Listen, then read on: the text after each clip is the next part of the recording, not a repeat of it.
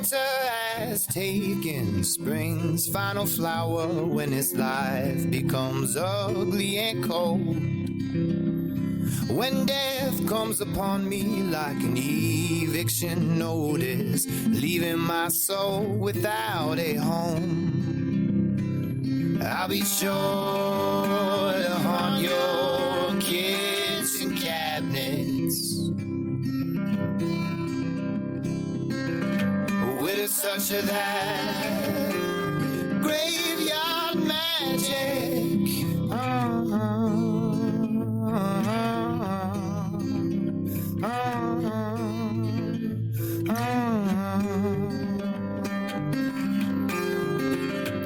When the crickets and cicada both sing just for me, and the owls all bow with respect.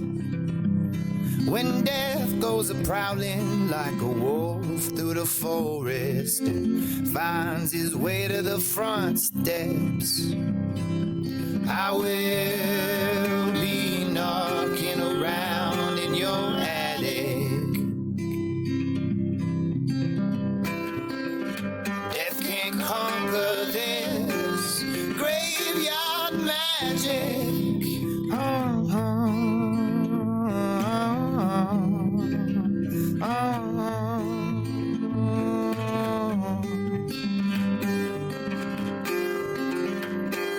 Crows have lined up across the fence in the yard, and the bones of winter's trees all shake with fear as death goes a-howling like an all-coming train headed west to that final frontier.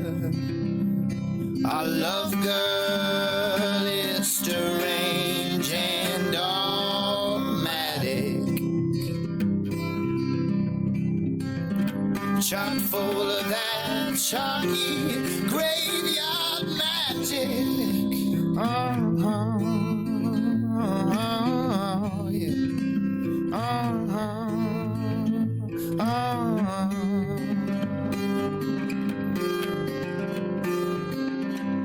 My body gets as light as air, blood trails from the yard up the stairs, and I close my eyes to see you there. I miss you all the best that I can. The spirit pulls for rum loveless, sprouts wings as I onward press. And hey girl, as you might have guessed, I'll be that angel singing to you from the band.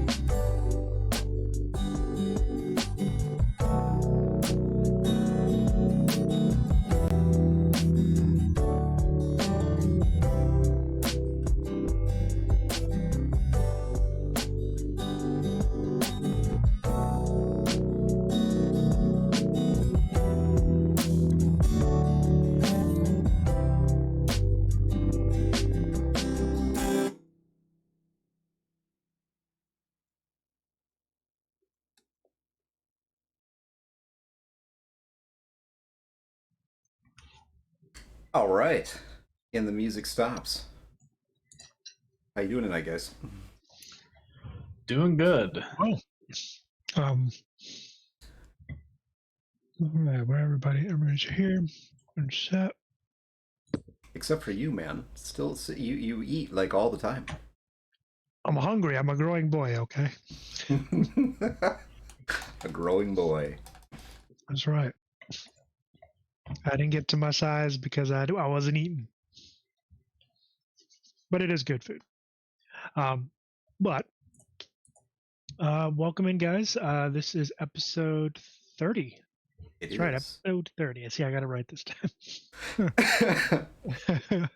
Of the Episode 30, update log. part 2 of the deep dive into The Witcher. That's right. First of all, thank you guys for coming in and joining us tonight for the second part of our deep dive into the Witcher TRPG by Artel Storian Games.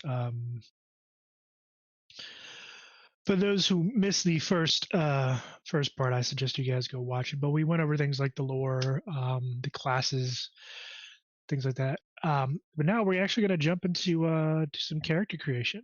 I'm going to put a character together.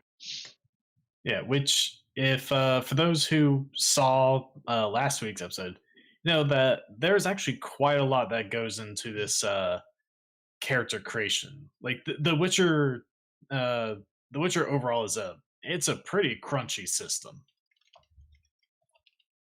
It is. Not in a negative way. Oh no, definitely not. But there is a lot of depth to the system itself.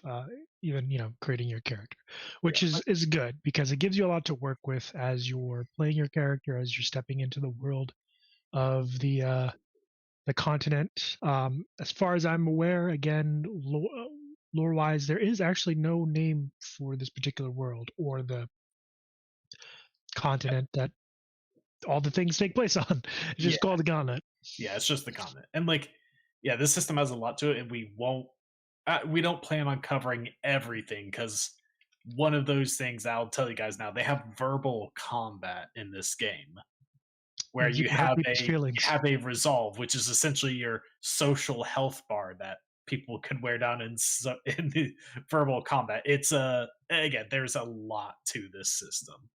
There is, and it's We could great. spend like days digging into this, but we'll just stick to the big pieces. Is The Greg's exciting camera pieces. frozen, or is he sitting really still? I think it's frozen, actually. Okay. Well, that happens. Yeah, Um, that's okay there's because technical difficulties. we're gonna switch screens here anyway. So here we go. All right. Now I'm really So, tiny, so nobody can tell if my camera's frozen. camera's frozen. All right, so we're gonna jump right into it into character creation. I believe Matt, you had a character you wanted to put together. Yeah, well, some of it is stuff I want to put together, and a lot of it is just going to be rolling on things and seeing what pops out. So, My man's playing a dangerous game. uh, I mean, we kind of did a similar thing when we covered Pirate Board. We rolled for a lot of things, and for those who don't know, Pirate Borg is a hack of Morkborg made by one Luke Stratton, and the game definitely has a lot of silly things in it. So if you leave your character creation to a bunch of rolling, you can come out with some pretty interesting things. Like a chicken. Yes, you can in fact be a chicken. I'm already Pirate a chicken. What are you talking about? Okay, so yeah, making a character. I think Luke missed the boat. He should have made a duck. I'd have been Made a a duck? duck. Yeah, a duck. Why a duck? Fucking quack. Oh my god! But you can cluck as a chicken. No, clucking's not as fun. You can cluck people to death. But anyway, let's tuck into this character creation. Let's pull up a character sheet. Ta-da! Character sheet. Okay.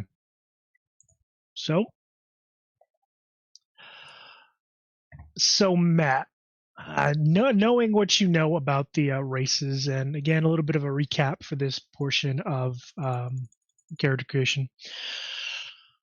Humans are at the top of the food chain when it comes to racial superiority. Basically, if you're a human, you're ahead of the game. If you are a dwarf or an elf or anything that's not human, you're pretty much persecuted with extreme prejudice. Yeah. Well, okay. Looking at that, the social standing chart that they have, dwarves actually not that bad. I think dwarves are pretty accepted in most places. Like I think they're the only race that isn't hated anywhere. The worst that they get is tolerated in the north, but for that's most, because trade, and they are, as the trope always goes, they're really good smiths. yeah. So yeah, I guess being dwarf not so bad. But yeah, character creation. They have a list of essentially 7 steps, and be kind of following along that, following along those the character. So first one is starting with the race. Mm-hmm. So I discussed earlier wanted to who just typed in Schmiegel there. I have no idea. My goodness, someone has taken over our stream. Okay. No, Schmiegel not very happy with that one. Okay, so for the purpose of showcasing a little bit of the magic, only humans and elves can use magic. So I'll make an elf, and I'll just erase Schmiegel there and make Elf McGee. That's a pretty elven name.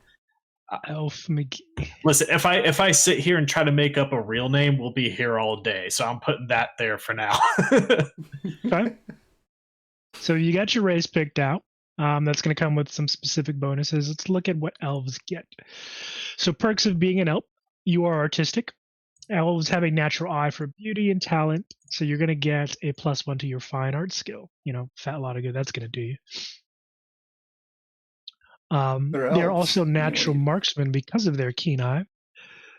So you're also going to get a +2 to your archery.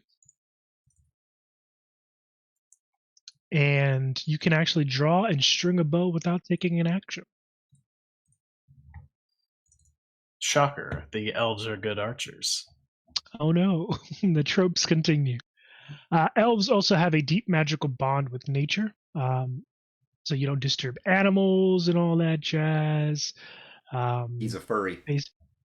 I mean, I wouldn't be surprised, honestly. I mean, look at him. What's that? What? Where's that coming from? You're making things up to destroy my image, good sir.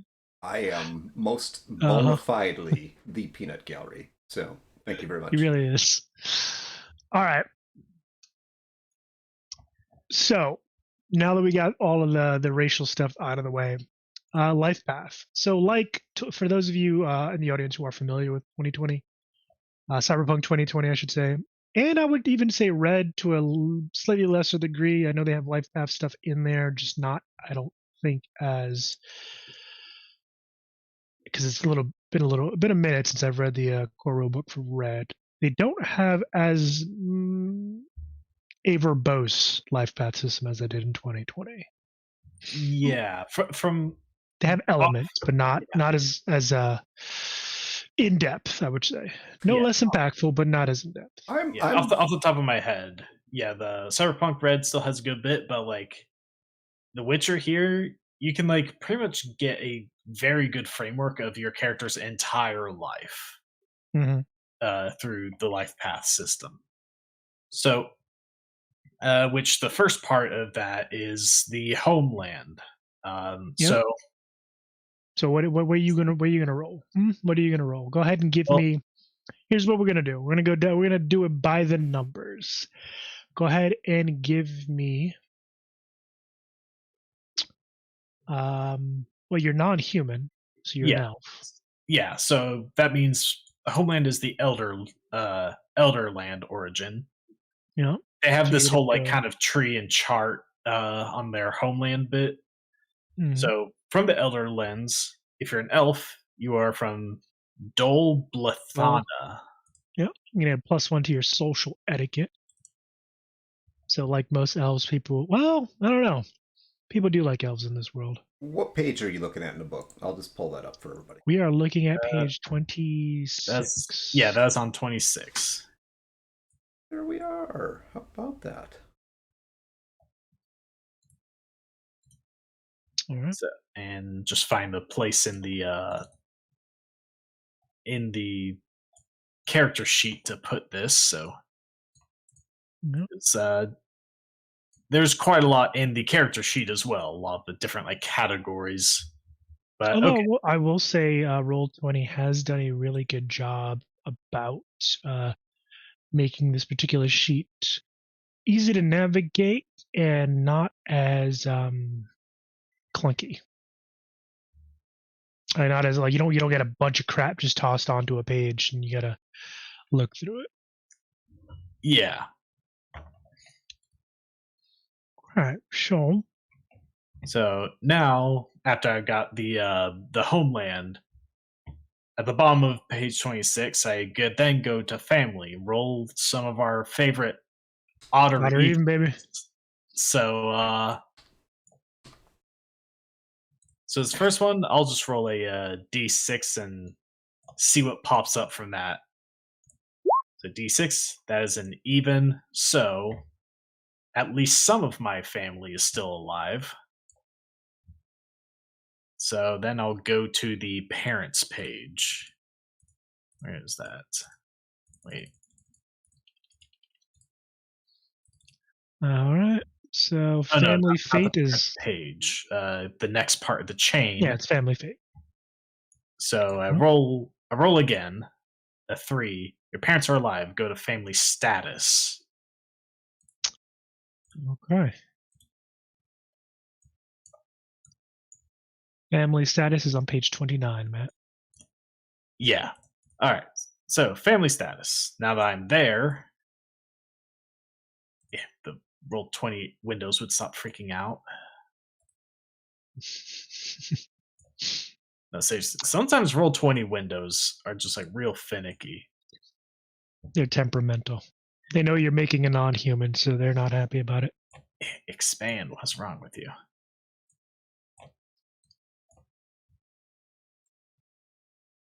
Okay, there we go.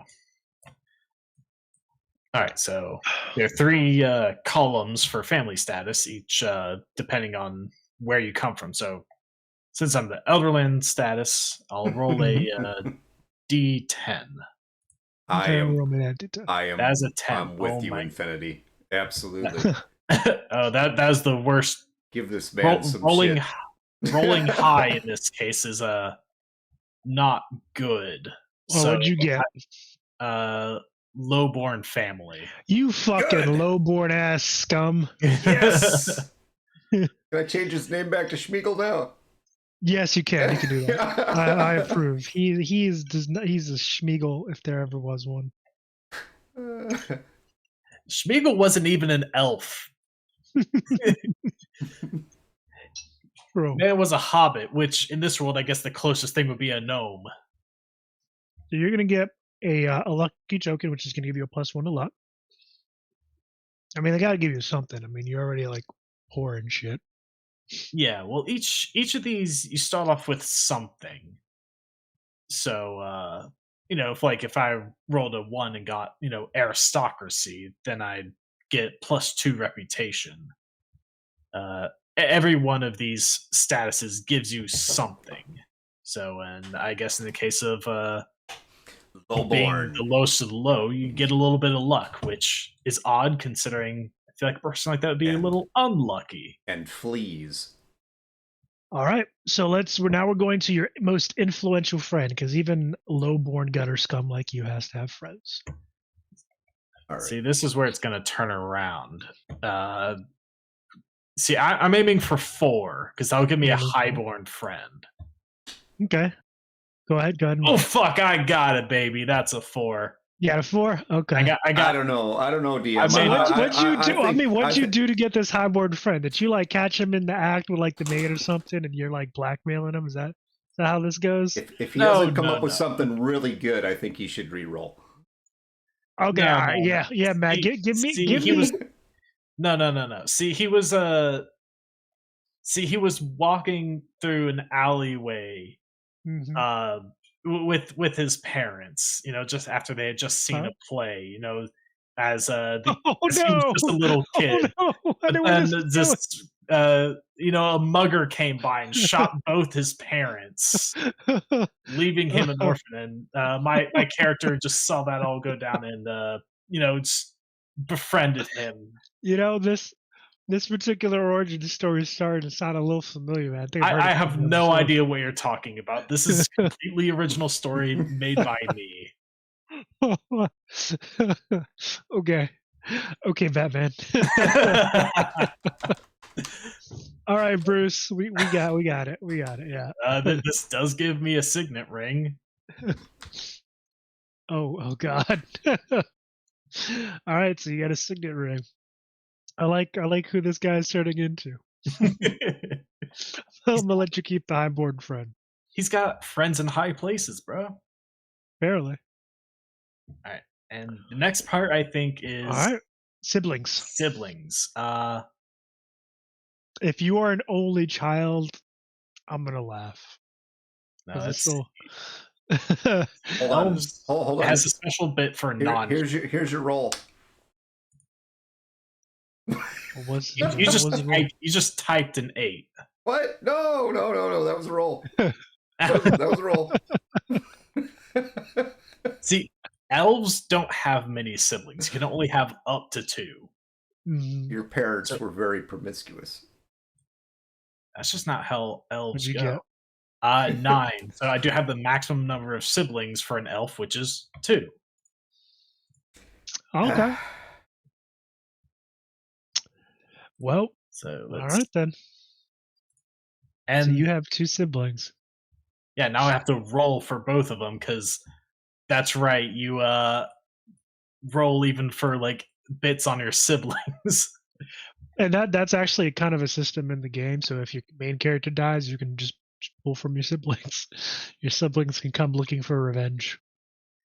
Yeah. Well, so unless you're building out, I mean, if you're building out a story already, then I mean, you don't necessarily have to roll it. But in this case, I really am enjoying Matt rolling everything. I think that's fantastic. oh yeah, like there's nothing wrong with like picking the things that you want because like yeah, you can craft your own story, but the ability to roll for it can help for those who like don't know what they want to write, and so like this helps give them a framework. Or if you really just want to, hit leave that it up slot to machine. I think Infinity Core has you figured out, man.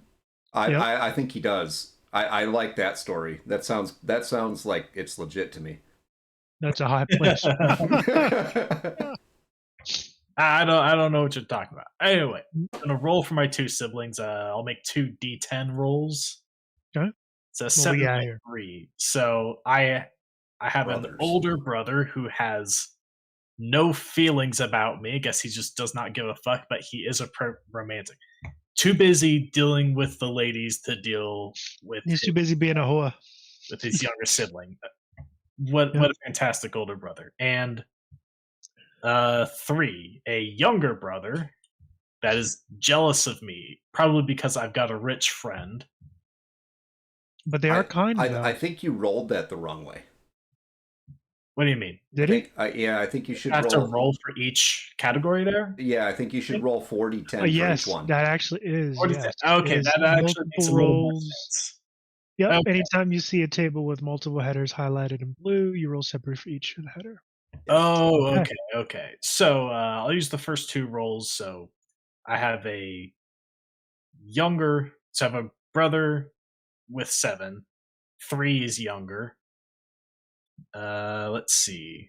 I need 2 more rolls for that sibling. They like me. That's an improvement, and they're kind. At least somebody Okay, likes you. So a younger brother that just likes me, and they're just a nice kid, real nice kid, protect at all costs. Oh, okay, golden retriever energy, gotcha. Yeah, that's exactly it. So let's do another 40-10. Yep. Let's All do right, your older brother. a older Oh, sister. sister. Okay. They're possessive of me. Oh And they no, have I know where this goes. 1, 2, 3, 4. They're talkative, huh? 3, Oof. 4, 5, 6. They're talkative. Okay.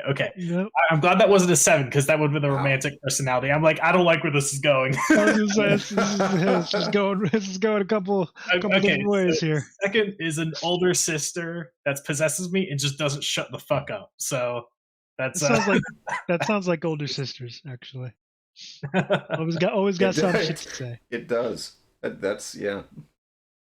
All right, so yeah, those siblings right there. Tsundere, kind of.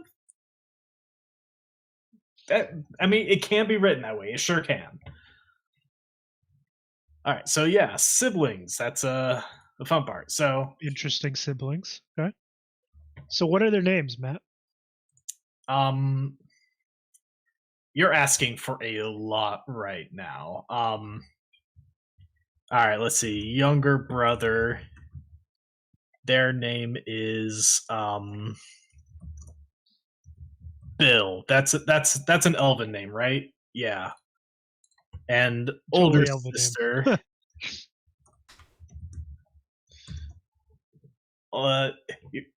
You guys are really making me work hard by making me think of names on the dot. That's like the hardest part of any character creation. About time you do something. Spend like 15 minutes making the character, then like 10 days thinking up a Think of a name. You know the trouble. You know that. I mean, he's not wrong. He's really not. Like, for those of you who've played like RPGs, like TTRPGs, yeah, you'll fly through character creation, and then you'll get to like the name, and you'll be like, well, I guess I'm gonna wait on this for a week. Okay, older sister's name is Jill. So we have Bill, Jill, and then apparently Schmeagol. Not sure what the parents were cooking with my name. Matt was the oops baby. Well, you're not Schmeagol anymore. You're Batman now. You're Batman. What? No, That's right. that's my rich friend. Rich friend is Batman. Rich friend is Batman. So you're like what? His Commissioner Gordon. I guess. Oh wait. Okay, wait. I got it. Oh boy. What are you doing now?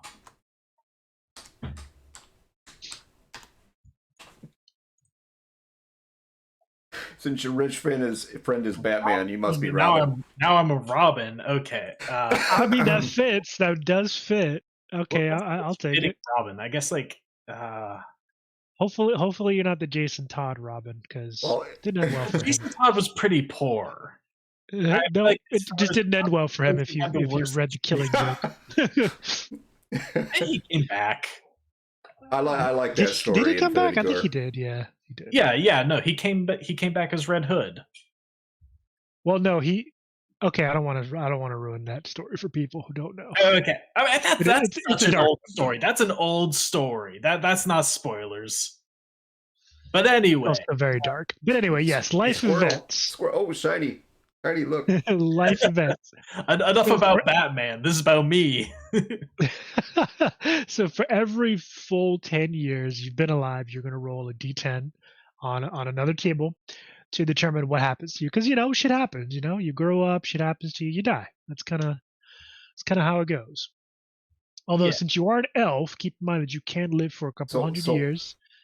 I'm just gonna say he's 20 years old, so I don't have to roll a million times for these life events. Okay, so go ahead and roll. Give me 2 rolls. Yes, I need 2 d10s for that. Oh look, a 9 and a 10. Did you get? I haven't rolled anything yet. No, that's double 10. Oh my god! Yo, my man's out here rolling. Apparently, our Robin over here is smooth with the ladies, so he's got 2 romances. I think that's Dick Grayson. I think we should roll for the never mind. Okay, let's. The Robin that's smooth with the ladies. That's definitely Dick Grayson. He fell in love with Batman. I like it. It's a lot. That must be what happened. All right, let's go to page 36 where the romance happens. 36. And for those who don't know, most of the romance things are bad because if it was a good relationship, you probably still wouldn't be in it. Yep. So, all right. Okay, go ahead and give Only one of me. these up. You only have a 10% for a happy love affair, by the way. Everything else is bad. Whores and debauchery. Yeah, I noticed that. Horse and 40% chance that was horse and debauchery. So let's go. Roll them 2 10s again, buddy. No, leaving okay. No, okay, I got a 2. That's only one whores and debauchery. You got a 2 and an 8. Okay, so you were a romantic tragedy. Okay. Yeah, romantic tragedy. That's a have to. That's another roll in of itself. So that is another D10. What kind of romantic tragedy? I got a 1. So my lover was captured by bandits some time ago. And so you can be a hero. Okay, still their captive. Oh, that there's actually some redemption. Because I was expecting like, oh no, they're dead. I mean I'm surprised they kept her alive that long. Yeah. So all right. Okay. And so then you have some whores and debauchery. Yeah, the whores and debauchery. It's been a while since she's been kidnapped, and a man's got needs. Is all right. Wow. Can't help it. Wow. Some fucking lover you are, man. She got kidnapped. Don't even go save her. That woman is out there waiting for you to come and save her, and you're running around in the red district. Look, rescuing a kidnapped lover is a lot of hard work, and it takes time. That's damn. Shit, as your friend, I should never get kidnapped because I know your ass ain't coming for me. That takes time, all right? You got kidnapped? I'm going to the brothel. All right? It's like, I'm going to get laid. You have fun with whatever you're doing. If they're holding you in the brothel, you're in luck. All right, we'll kill 2 birds with 1 stone. But shit. Okay, so you might have left some kids behind, though. We're going to go roll odd or even on that. Now, there's no chart for that, but we're going to go roll odd or even. Oh, God, you're gonna I love it. I love it. Let's do this. I want to see if you've got any bastard children running around. Okay. He's already a bastard. You know me. I'm even Steven. So. Yep. So go ahead. All right. I'm going to roll it. Okay. Roll it, man. Roll it. Okay, and double or nothing. Double or nothing. Come on. Come on. No, I'm taking my win and leaving. So I don't know, Matt. You tell us. Do you have bastards running around, or did you catch syphilis? That's one thing that they don't have in here. They don't have like STDs or nothing, which I think they should. I'm not sure I want to play a game that's crunchy enough to include STDs. I think that part might. I feel like that part like I could go without playing that part.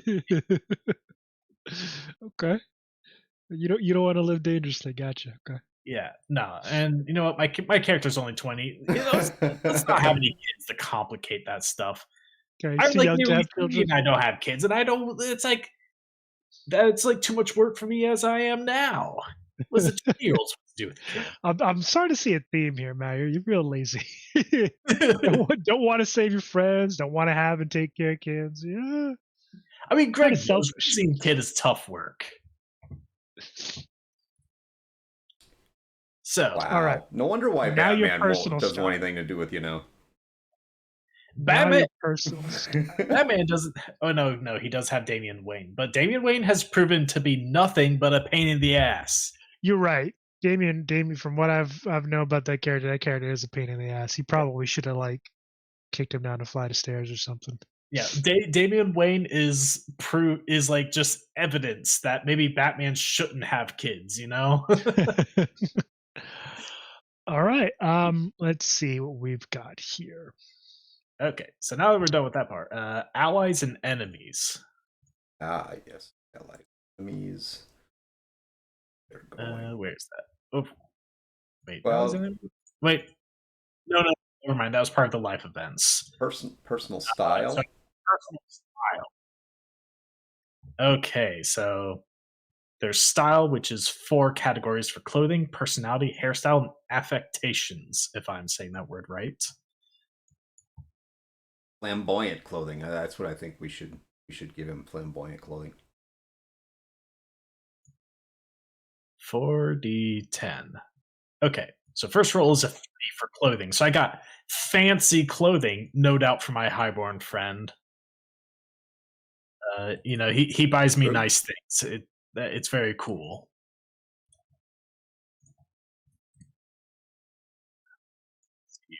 Personality is 4. Idealistic. Interesting. Yes. 7 for hairstyle. Uniformly short. Oh man, I missed this. That was close. 6 is bald. You know what that sounds like to me though? You got a bowl haircut.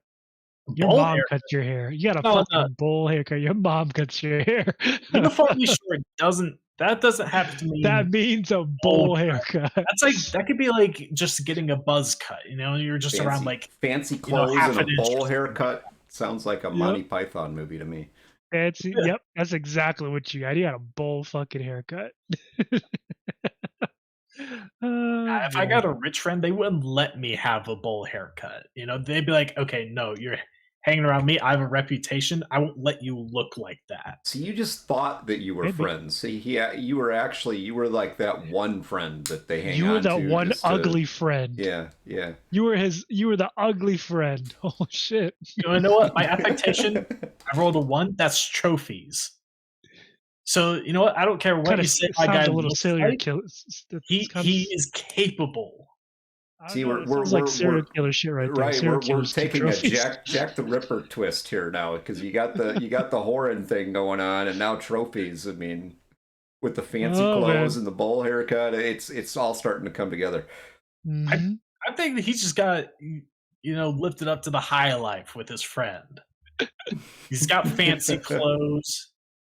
He's got neat hair, not a bowl cut. He's got trophies. He enters competitions and wins. At least 3rd place, I'll have you know. At least 3rd. Okay. No. So he's the second best loser, is what you're saying. No, he's got the participation trophies. All right. So values. You can have valued person, your values, and then your feelings on people. Go ahead and roll me 3d10.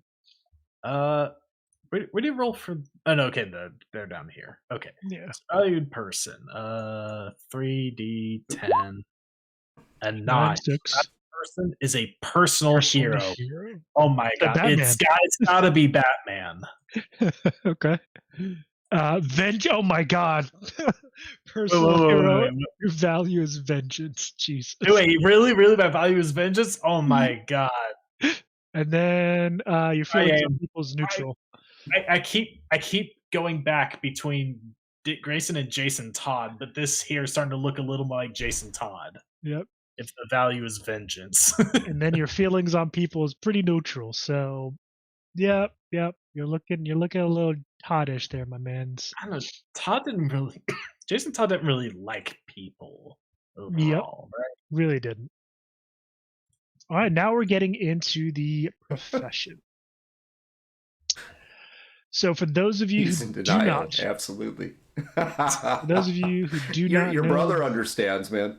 There are. Where is?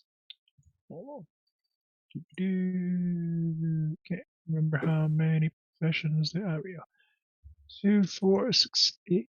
There are 11 professions. That includes The Witcher. So what are you going for, Matt?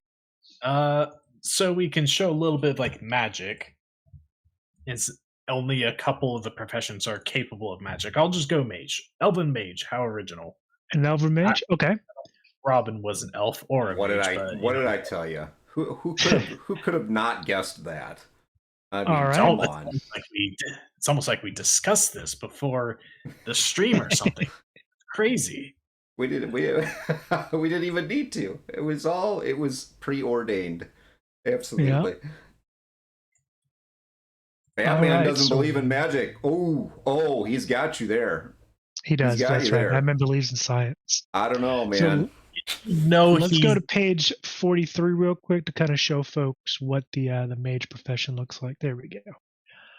So their defining skill is going to be magical training. For obvious reasons, they are trained to shoot fireballs out their ass. Their stat vigor. Oh, sorry. Yep, their stat vigor is basically the only kind of thing pertaining to He needs vigor. All that time at the general warehouse. magic. How do you think I built it up? Yep.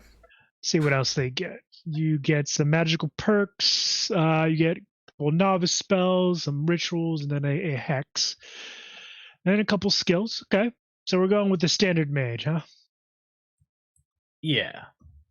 Okay. And for those who don't know, vigor is essentially, it's kind of like a limit of how powerful spells you can cast before, like, safely cast. So if like you try to cast a spell that is over the amount of kind of like vigor you have, you actually kind of like damage yourself a little for that. You break your brain. You need Tylenol after that. Yeah, it's like being able to push yourself extra hard for those powerful spells, and sometimes you push yourself too hard, and you do it, but it also hurts a lot. So you have some pretty interesting gear there, my friend. Yeah, so gear, pick 5. So you know what, to keep it simple, I was let me have looking at the gear on the character sheet. You know what, let's keep it simple. Just say the staff, a little let's get a little bit belt pouch, a dagger. What's it? Let's do a hand mirror. You know, got to make sure I look good. Oh God. I'm not gonna take a makeup kit because I don't care that much about what, you know, so not complete narcissist, just a little bit. Just a little bit, just a little narcissistic. Okay, checks out. Yeah. Then an What do we got? hourglass. Who doesn't need to know how long Good an hour time. is? Okay. Let's go to your stats. Yeah, so there are 2 ways to go to do the stats. One is that you can roll for them, or 2, your DM gives you a certain number of points that kind of just distribute where you want. Okay. Which, to make this easy on myself, I'm just going to roll. Okay, give me 90 10s. Yes, they use a 90-10, and you can re-roll any 1s or 2s. Because we don't want you to be a shitty mage. Oh, okay. That's actually a pretty 7, good 8, selection of 8, rolls 7, there. 1, 5, 6, 7, 10, and a 4. All right, go ahead and re-roll that 1. A 6. Okay, that's a really good selection there. Yeah, it's a pretty nice stat spread there, buddy. Good stuff. So I'll just put those wherever I want them. Not sure where all the best ones to put them are, but I mean, you're a mage. Go ahead with yeah. oh yeah, I mean, Why not? I'll put like intelligence. I think that's like but the most important stat for the mage. Let's see. I'll just put some. So intelligence 10, empathy 8, will and body 7. Let's see, I have a third 7. I'll put that in.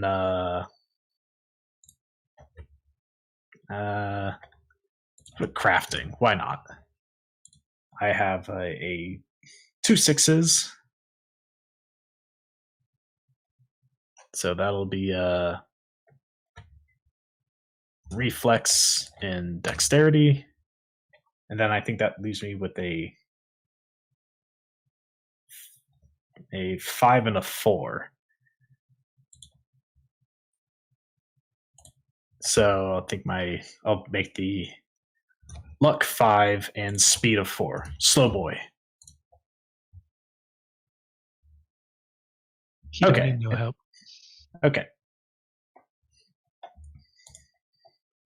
And those are my stats. He's having his midlife crisis now. That's why he has to have an intelligence of 10.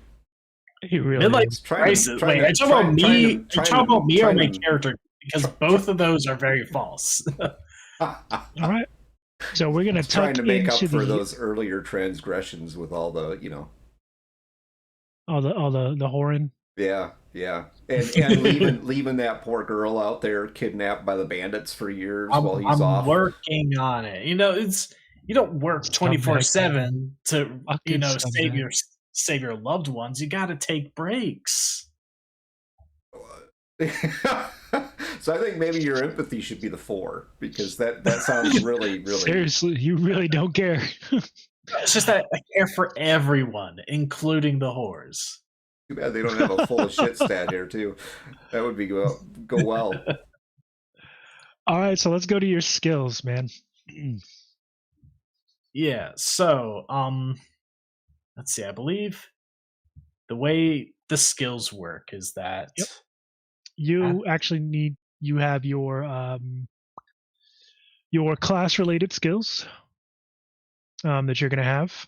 Actually, you have the 11 profession skill package and your defining skill skill. And for these 11 skills, you have 44 points to split between them, and you have to put a point in each one of those skills from the skill package and your defining skill, or more if you choose. It's up to you. Yeah. So let's see. Profession. No, it's not profession skills. That's the regular skills and modifiers.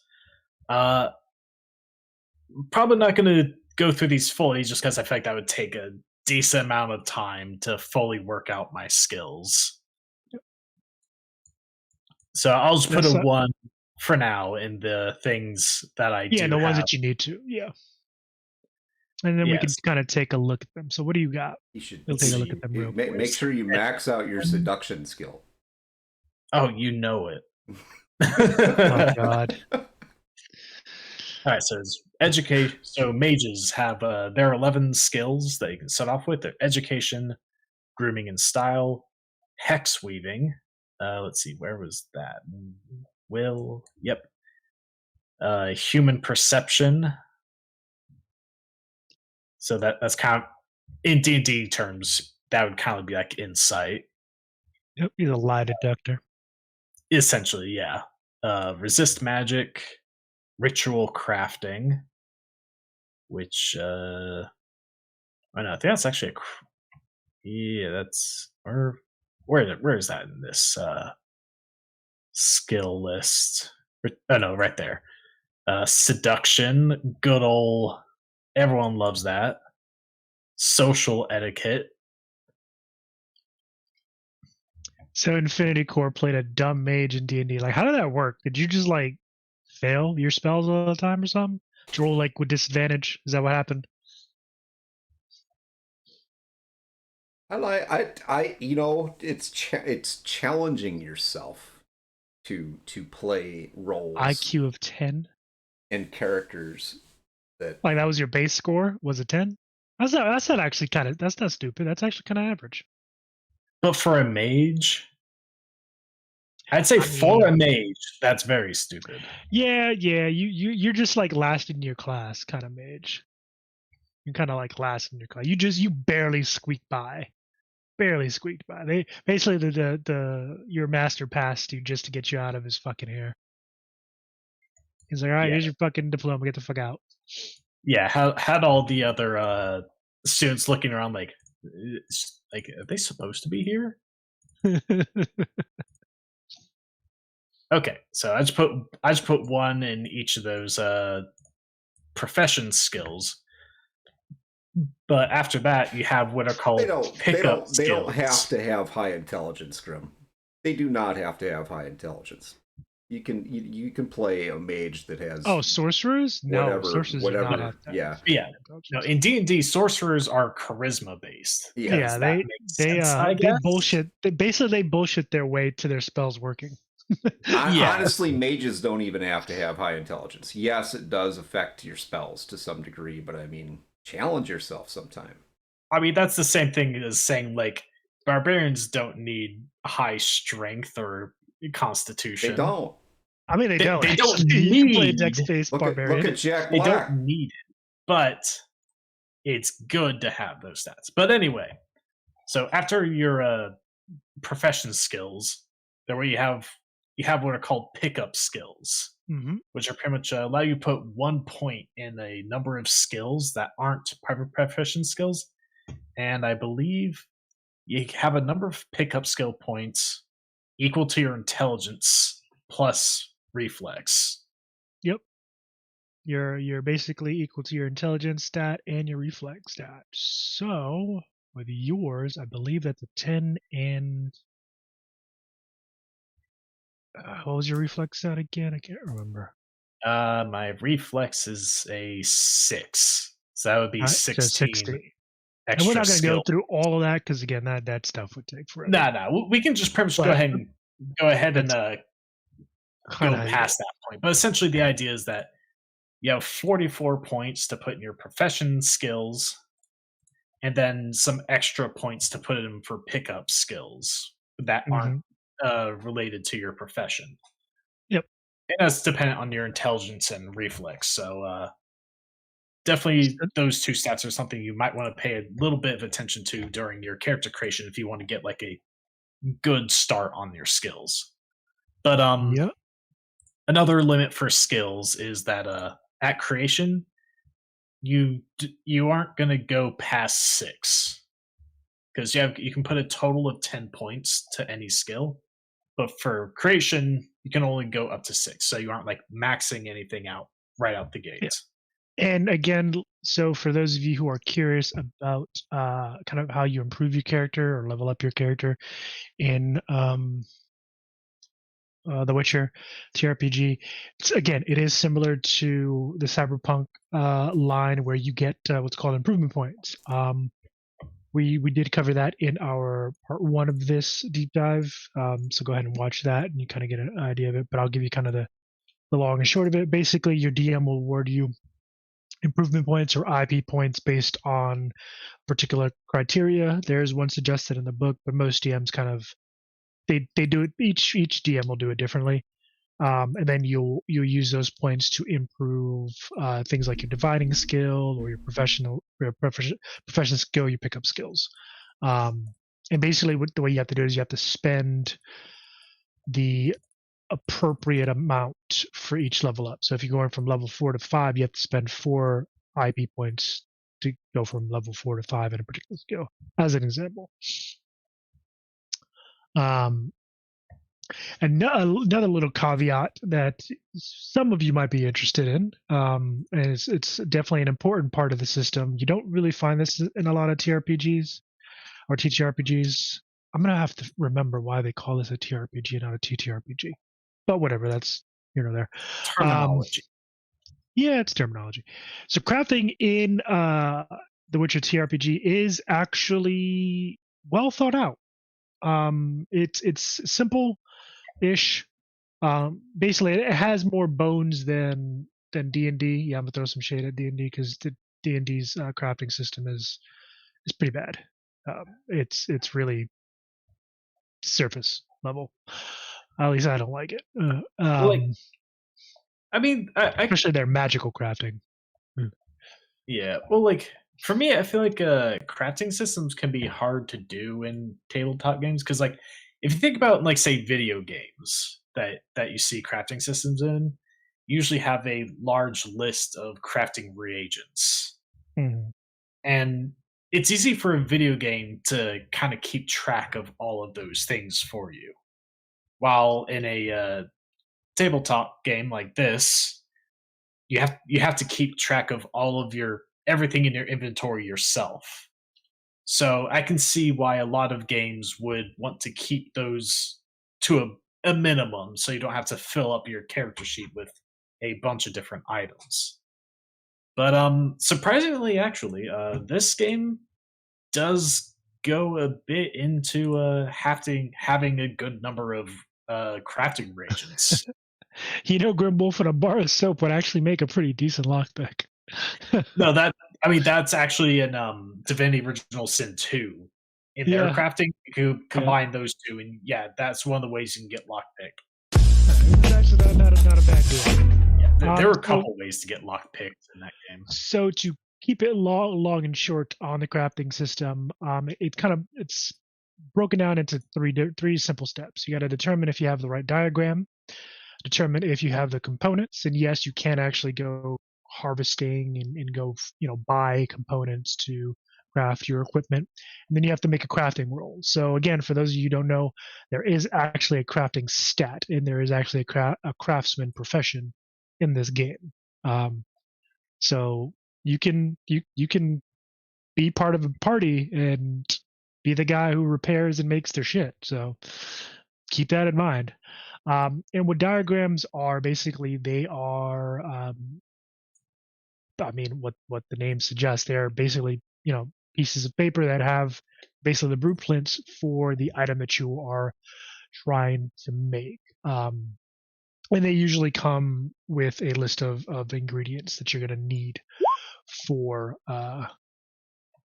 whatever it is that you're trying to make.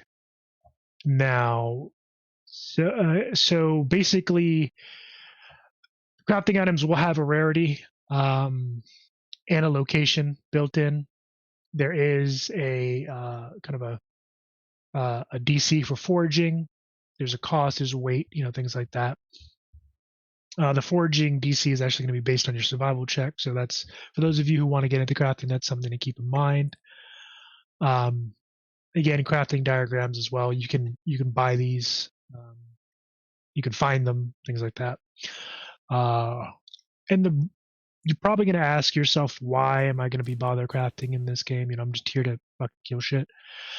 Stuff in The Witcher is hard to come by. Gear's expensive. Repairing it, takes time and money. It would be nice to be able to do it yourself. So just keep that in mind. Well, let's face it. A good crafting system in a TTRPG is definitely not, I'm going to say, not overly common, because most of the crafting systems and this is just my opinion, but I mean, most of the crafting systems in tabletop games are not super in depth. They're fairly simple, high level stuff. Okay, you want to make it, fine, here's some rules for that. So it's kind of nice to see crafting systems that are a little more fleshy in TTRPG. Mm-hmm. And yes, I'm gonna call it a TTRPG. I don't care.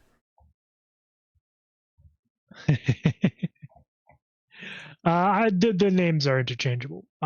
So with that out of there, so we showed you guys the character creation, at least in part.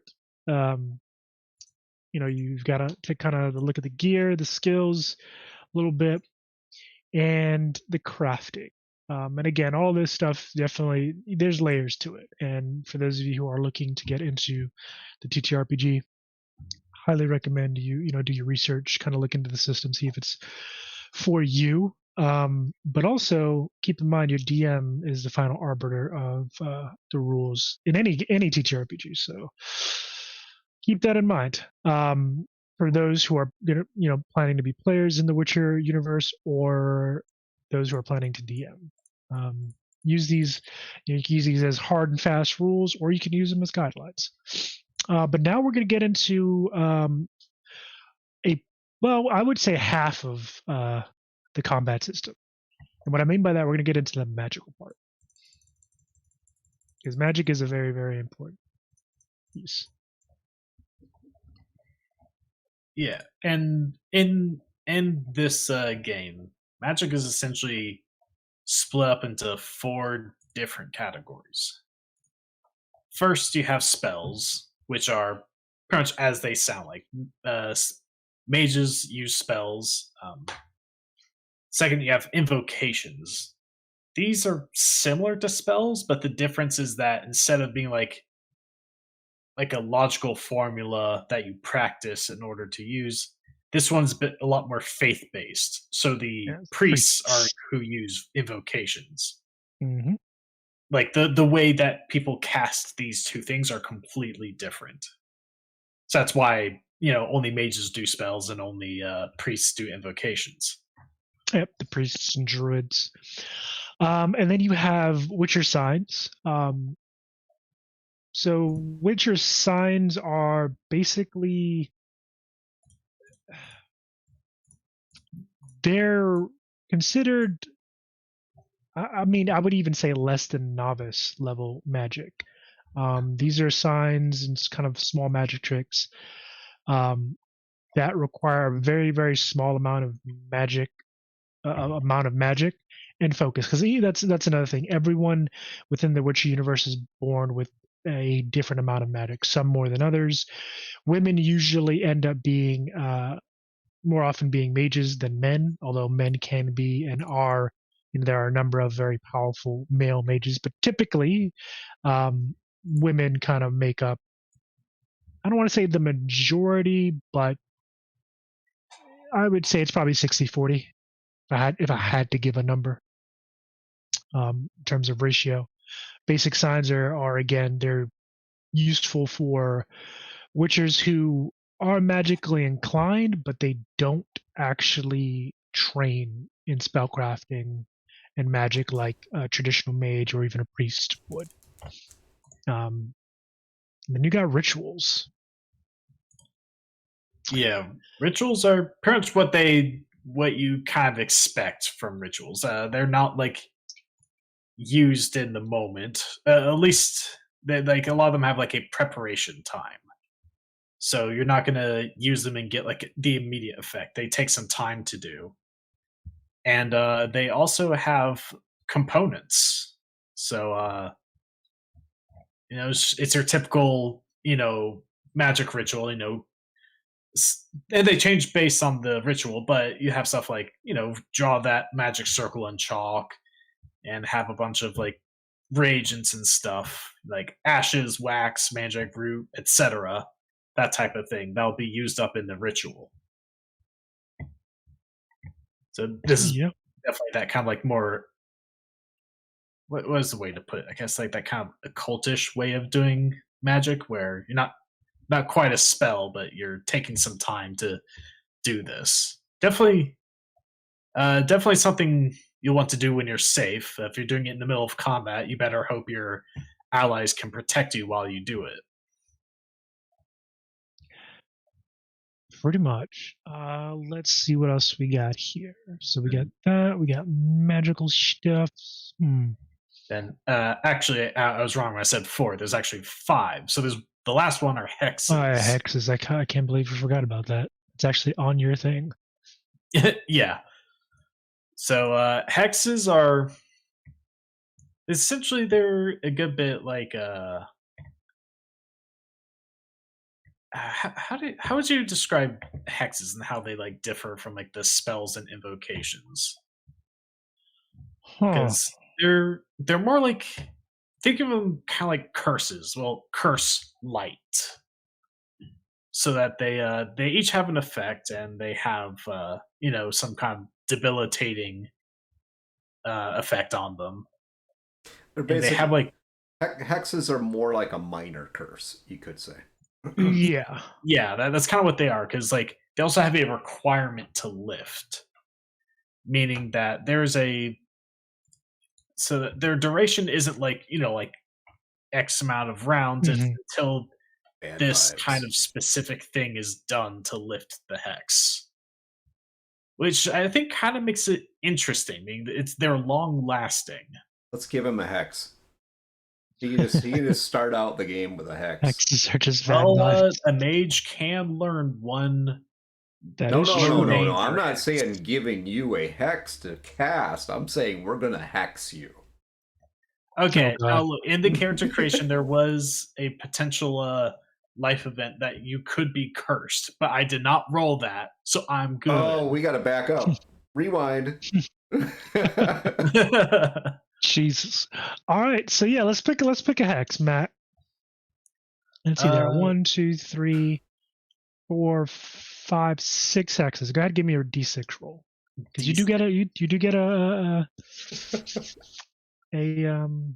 hex as a mage. Well, I get a low danger hex, so I think in this list that would be just either Hex of Shadows or the Eternal Itch, which I'm already interested in that second one, so I'm going to read what that does. The Where- internal. Ooh, God. Fucking just jock. What page are you guys on? This is page 122. Yeah. So the Eternal Itch causes inflamed, itchy pustules to grow on the subject. God damn. Oh god, genitals. Okay, That sounds legit. Oh. That sounds legit. Okay. Hold on. We were just like earlier talking about like STDs and shit. I think we just found this is it. Yeah, this is STD Central, baby. Oh god. Okay. The itch does no Matt, damage. this is what your whoring gets you. This is the eternal itch. No, this That's is a hex. This gets. is something you do to someone else, not. Let's see. The itch does no damage, but is a constant annoyance, causing a -1 to all tasks. As well as this -1, the target takes a -5 to seduction once in the bedroom. One of the horrors was actually a hag, and she found out what you did. So now you're hexed with this, and to cure the hex, you have to go rescue that poor woman that you've left with the bandits. Right? Well, hold on. Let's see what the requirement to lift for the itch is. Let's see. The subject must gather a unit of scleroderm. I have no idea what that is, and I don't want to Google it. Fool's parsley and bryonia. The subject must light a campfire and bundle up the herbs. With everything prepared, the subject must light the herbs and crumble the burning ashes onto the afflicted area while reciting a series of magic words. Okay, those are very poor woman who's in the bandit camp. They just left those. I mean, the way to lift those are very specific. Like, it's almost like a ritual in of itself just to lift a hex. Which also fun bit about the hexes. I believe if you do a nat 1 when casting one, they can actually end up being turned on yourself. I believe so. You can give yourself the eternal itch if you're really unlucky with your roll. That would fucking suck. At least you know how to lift it if you're the one who cast it. Give yourself the eternal itch. Okay. So another thing that actually is I like this bit. I don't think I've seen it in another TTRPG. But in the Witcher universe, there are places of power that you can actually tap into as a mage. Yeah, Grim. He's trying to hide from his bad behavior in the rules of the game. I feel like you guys are forcing bad behavior onto me. You rolled it, man. Not me. And you're writing your own story to go with it. See to man up and do you the are right correct, sir. Anyway, about these places of power, what was that all about? So basically, a place of power is they are potent magical ruins left behind by ancient elven mages. We're on page 123, by the way. And they're basically they're basically structures that have been that were constructed on conjunction points. Like, so think ley lines. And when someone who's a magically potent person spends a full 3 turns focusing on the place of power, you gain a temporary bonus based on the element that the place is tied to. And from looking at it here, each of these elements, the bonus lasts for an hour. And basically you get 10 IP to learn a new piece of magic or to raise some magical skills. So the places of power are actually based off the elements earth, air, fire, and water. And to give you an idea of kind of what the benefits are and kind of how this works, we're going to read earth real quick. Found along fault lines or in the depths of natural sinkholes and caverns. The benefit is your vigor threshold for each earth magic goes up by 5 and your spellcasting is considered 2 points higher for earth magic. So, and then again, the duration is 1 hour. And yes, there are the magical spells in this in the game are kind of based on different elemental signs. Let's see what else. All right, and I believe. All right, so now learning magic, and again, learning magic is kind of similar to the IP. Works similar to learning other skills using the IP system. So you use IP to gain new skills and improve known skills. You'll learn spells through knowledge and experience, and basically there are 3 steps. You can find someone to teach you either the spell, hex, or ritual you want to learn. Or find like a tome that. Or you can find a book. You got to acquire the IP required to learn it.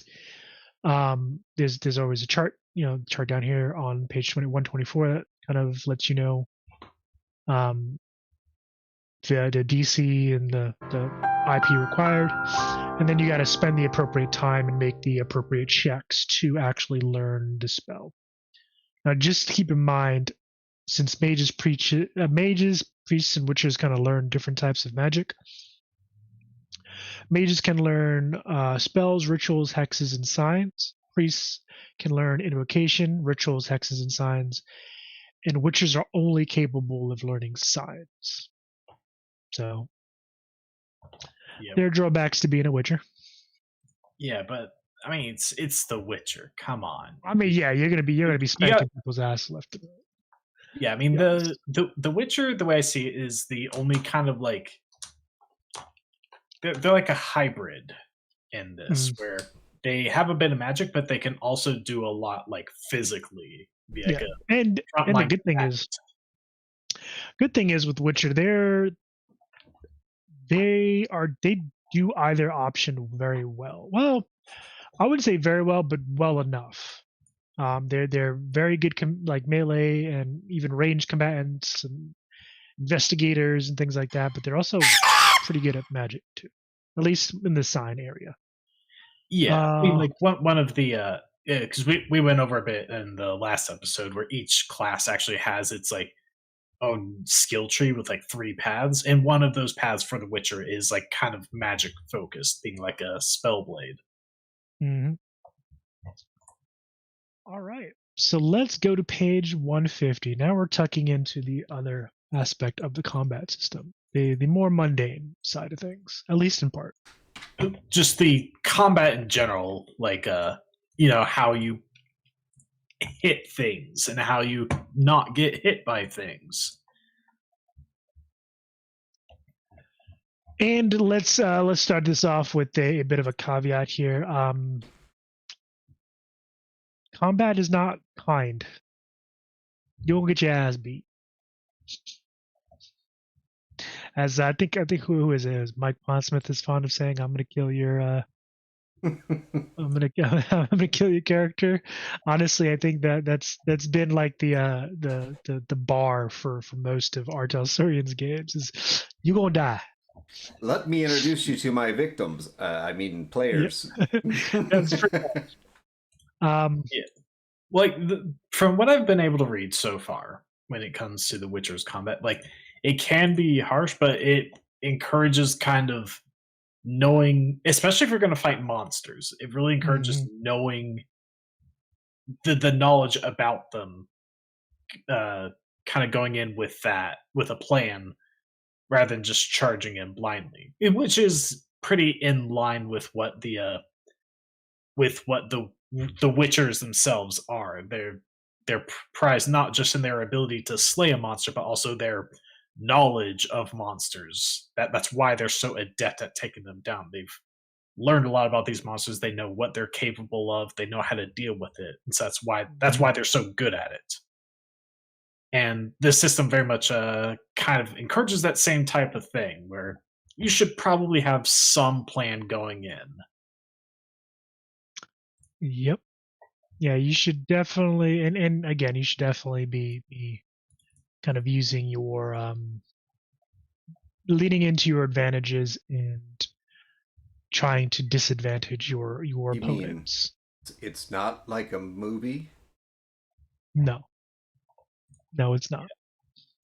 Yeah, and this combat system is honestly, if you haven't thought that the system wasn't crunchy already, this is where So it gets really crunchy. start to see how crunchy this system is. Because You keep saying that like it's a bad thing. I'm not No, okay. it's No, not. it's not a bad thing. It definitely is a preference thing. Like I think there will be people who look at a system that's crunchy and may be turned off by it, but there will, on the flip He side, does. be I people love who it. look at it and they're like, okay, yeah, I'm into this. Yeah, it's like this makes. This Because the system itself is designed in such a way that it has a tremendous amount of opportunity for some really good RP, and I just want to throw that in there tonight because I mean, that's we have focused quite a bit on the crunchiness of the system, and yes, okay, in a technical sense, it is crunchy. That's a technical term now, I think. But I guess it's not as friendly as some of the other systems up to and including the more recent versions of D&D. It's not as friendly where it's almost impossible to kill you. You have to want to die. Not in this system, but the RP opportunity is fantastic. And and I for one I appreciate and enjoy the depth of, I guess, what would be called crunchier systems. And like any system, whether it's a light system, whether it's a crunchier system, when you're doing it for the first couple of times, there's always a learning curve. Obviously, with crunchier systems, the learning curve is a little bit higher, but that's okay.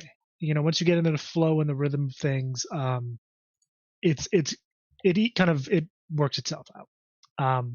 But with regards to The Witcher, let's go through combat. So the basics, we're going to go to page 52. So like most TTRPGs, combat within The Witcher is done in rounds.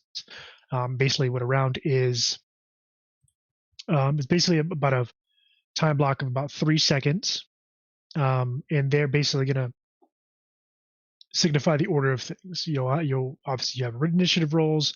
That's another staple.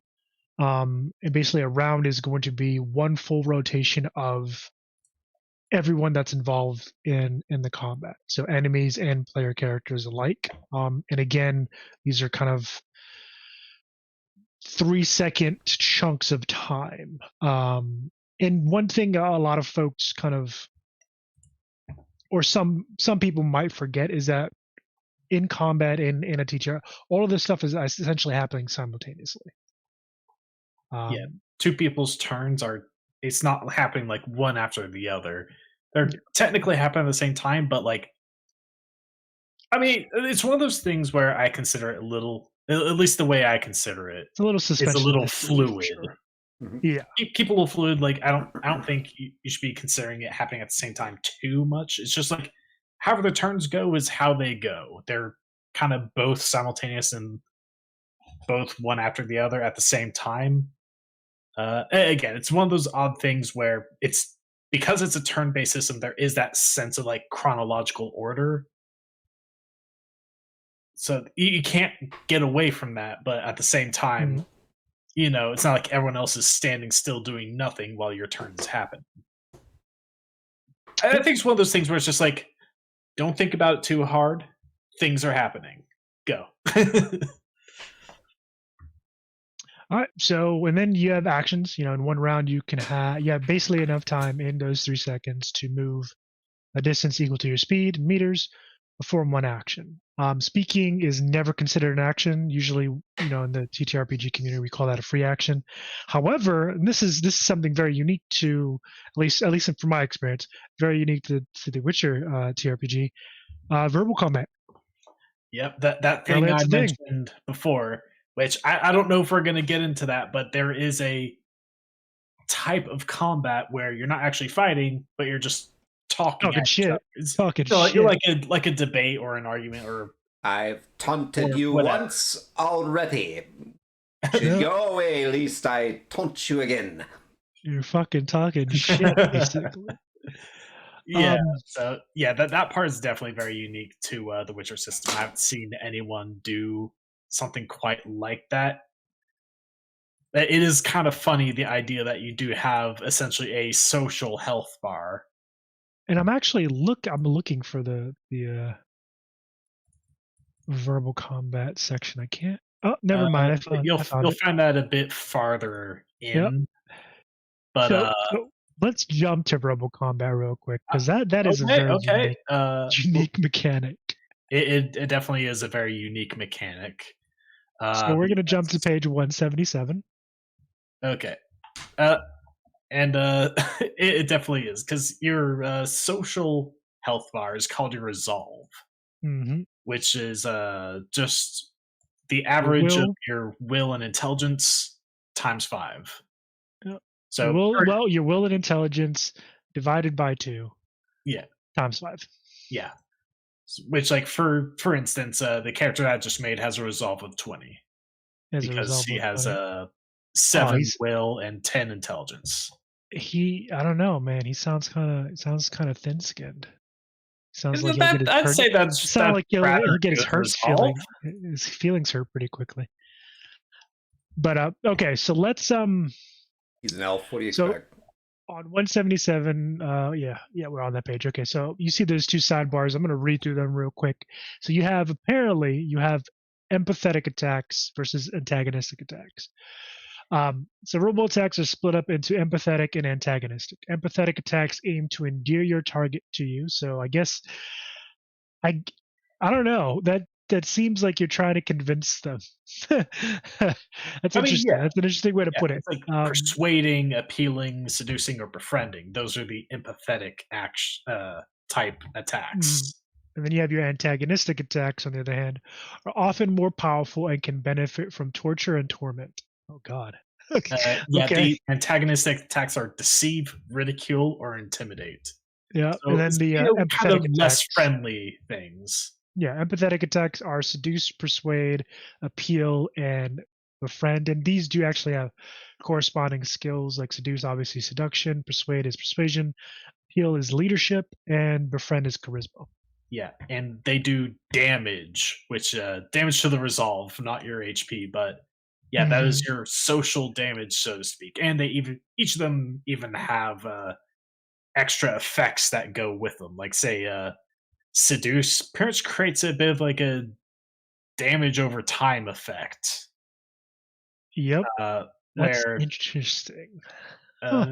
Where pretty much each seduction deals. Actually, no, it's not a damage over time. It's that each seduction gets stronger. So each time you do it, that's +2 damage to the next one. I think that's how it goes.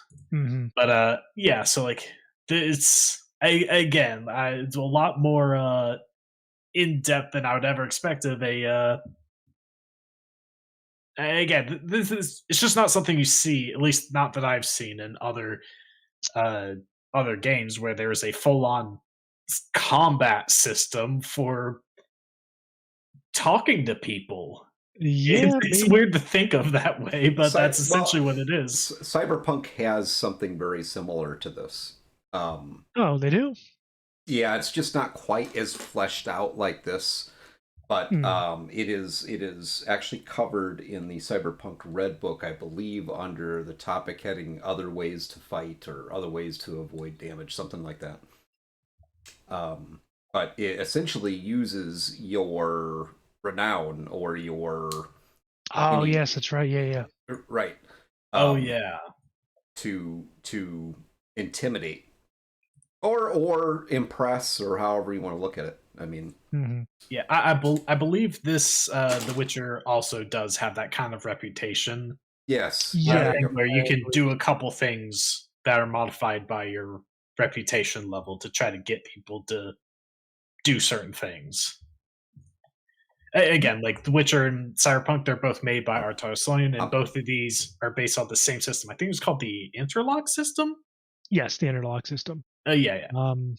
But which, ironically enough, I'm guessing that this character spent most of his time exercising seduction and persuasion. So, probably, you know it. Probably catching that syphilis. So the interlock system is definitely, I believe it is Artosorian's primary system. that's used in, I believe, all of their games, with the exception of the as of yet released but recently announced Shadowscar system, or Shadowstar game, I should say, which is using a No. different. Huh? No. It's not using. No, it's not using the analog system. At least. Yeah, no, it's using a Yeah. new system that Using a new was system. That- explained in the article that was by posted. Dicebreaker. Yeah, it's I believe it was called the Mosaic system is what Yes. Yeah. is what it's And now called. they have two systems out there. Yeah, so while Cyberpunk and The Witcher have, those similar building blocks, I mean, while they do differ a good bit, so it's not like you're playing the same game. Yeah. Shadowscar would be likely something very, very different.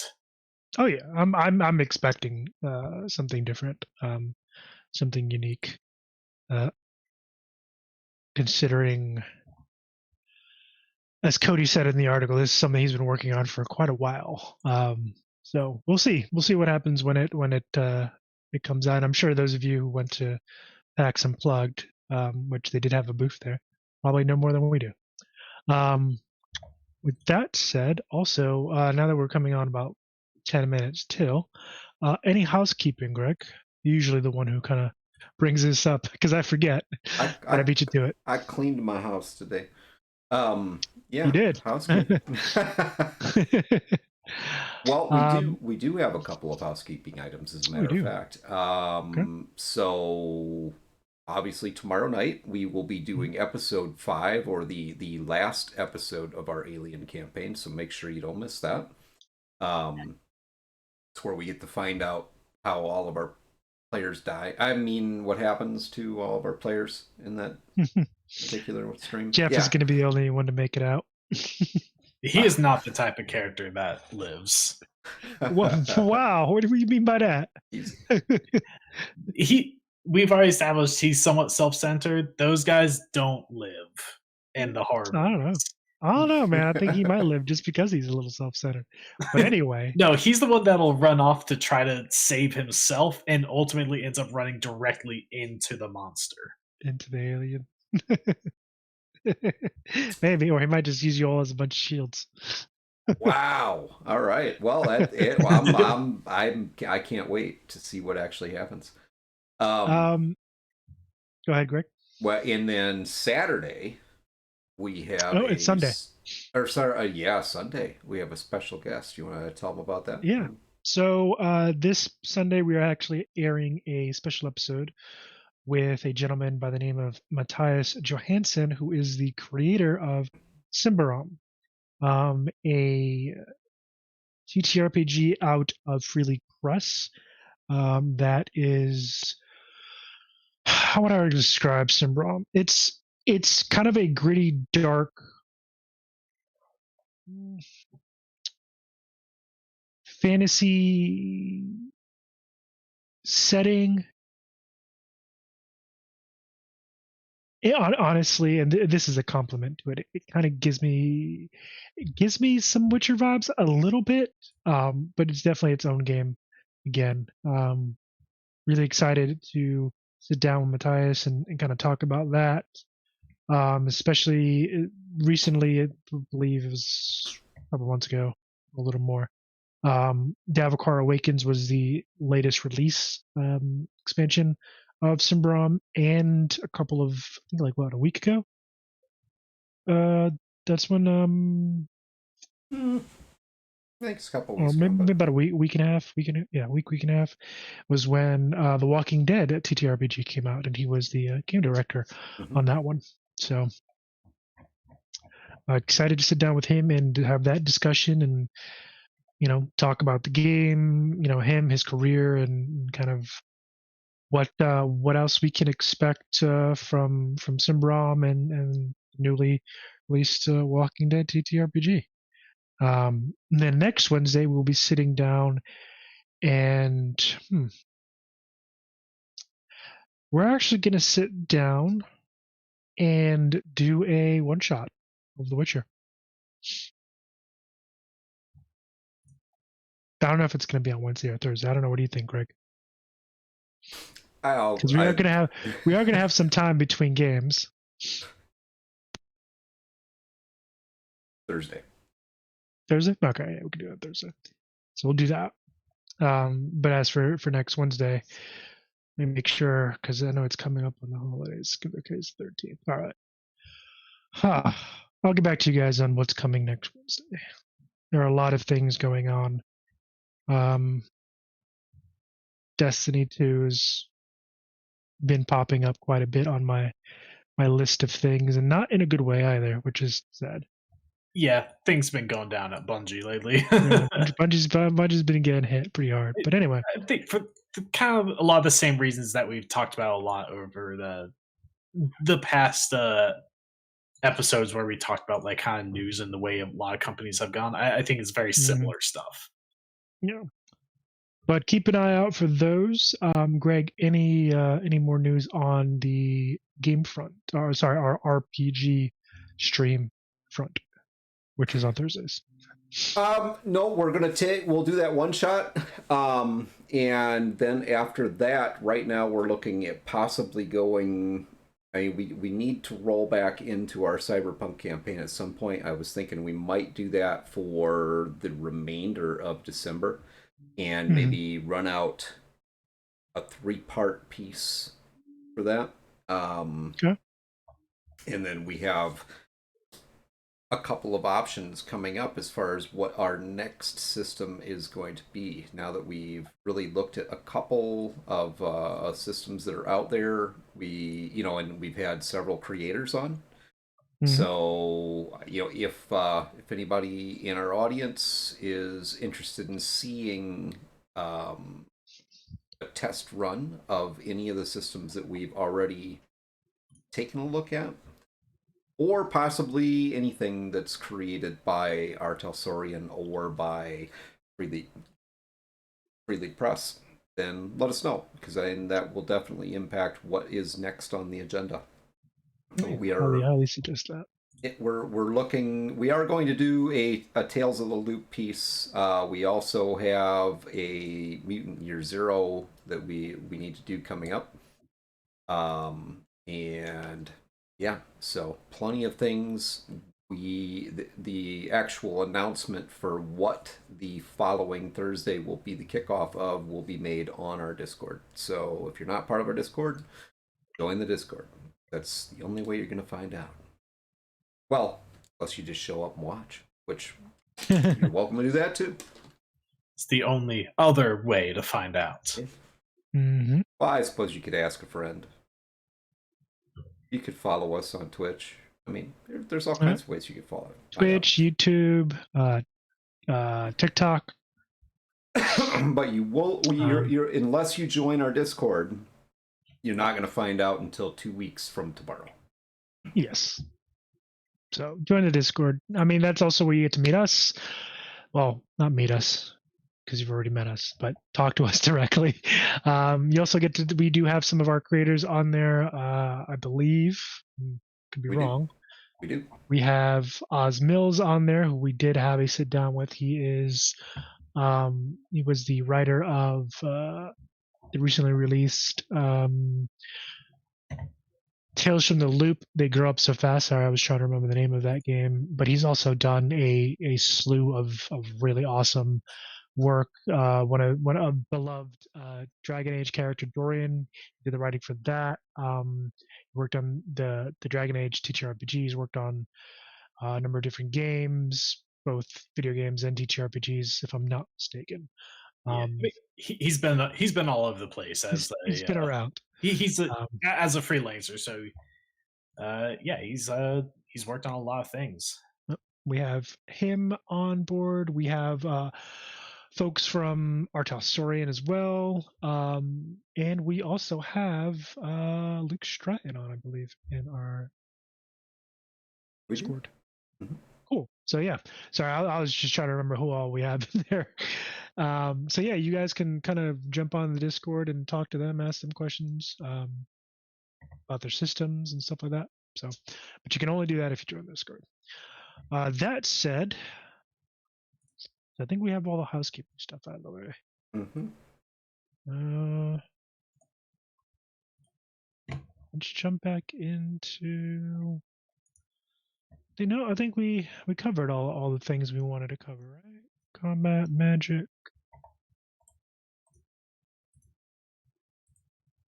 character Up to you. creation. Tell me where you want to go. No, I think we hit everything. Okay. You guys get to actually see the system in action when we do our one shot. So we're gonna have Matt's pretty high elf, or pretty elf, I should say, not a high elf. Wrong game. Play out his ambitions. His ambitions as he tries to be the Robin to the Batman, and maybe he'll actually go save the chick who loves him. How about that, Matt? How about you do that? That's going to be up to the DM and what story it'll be. I don't know. I don't know if I was that chick. I don't think I'd be loving him too much anymore. Seriously, man. She's been kidnapped. She doesn't know. Maybe she's okay with it. Would you be okay if you were kidnapped? Maybe. I mean, not that part. Not that part. Maybe she just had some insight and she knew what you really were, so she wasn't actually kidnapped at all. She's just been watching those guys. Yeah, kidnap her. I feel like that's a far more complicated step than just saying, "Hey, let's break up." But you think she went a little too far? She could have just told you, "Hey, look, this ain't working. We need to." Well, I mean, geez, if you would think about this, if a bunch of bandits kidnapped you, I mean, wouldn't you, kind of expect that your significant other, this person who, is supposed to love you, would like do something to come and help you? But no, our hero decides that he's going to spend the next few years frolicking around with the whores on the red light districts. He's working on it. These bandits are very hard to find. It's research, right? Research. They're elusive. He's building leads and contacts. Exactly. I've heard that bandits love brothels, so I'm going there for research. He's going there for fucking research. Jeez. Note to self: never get kidnapped as Matt's friend. He's coming for you. He's looked high and low in every nook and cranny, and he hasn't found any clues yet. I'm sure he has. He's looking everywhere. But it's been a very thorough investigation. Right, hands-on, very hands-on. But with that said, ladies and gentlemen, this is the end of episode 30, our part 2 of the deep dive into the Witcher TRPG system from Artal Saurian Games. Join us next week as we dive into the game itself and do a little bit of one shot, see what happens to Matt's character's girlfriend, I should say, and where Greg kind of and his character come in. It'll be interesting to see what Greg comes up with. It will not be a prolific elf, I will say that much. All right, guys. I think we will take a jump in with Legends of Aventris tonight. Nice. So show them some love. They just had a super successful Kickstarter on some product that they put out. And they're interesting content creators, so take a look at them, show them some love, and we will see you tomorrow night. Yep, see you guys. Yep, see you guys then. Now we have the awkward wait because I didn't hit the button quickly enough. Oh no. All right. Everyone's gonna remember this bit. I know, right? We're never gonna let it down, Greg. Why'd you do this to us?